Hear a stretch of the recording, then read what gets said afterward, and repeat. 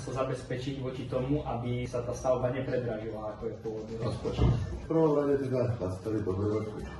Ja osobne tvorím rozpočty na rodinné domy a robím položku. Niekedy tie dávno, keď sme začínali, tak som si zobral A4, vyrátal som si metre štvorcové zastávané plochy, vedel som, za koľko to viem postaviť. Napísal som sumu, napísal som potom odrážky, čo to všetko zahrňa a cenová ponuka bola. Potom nám vznikali také veci, vznikali nám práce naviac, vznikali nám nejaké neznáme pre zákazníka, ktoré sa mu troška predražovali, tak sme zmenili túto retoriku na to, že robím položkové rozpočty. Každá položka, každý výkon, každá jedna vec na tej stavbe je ocenená zvlášť. Keď takto vyhotovíme rozpočet, tak máme už ten priestor, aj zákazník je 100% informovaný o cene toho domu, ktorá ho čaká, dostáva kvalitnú informáciu a každé prípadné zmeny si vieme v tých položkách obhájiť alebo s tým zákazníkom namodelovať. Táto položka sa nerobila, škrkáme. Namiesto nej ste si vyžiadali to práce naviac, tak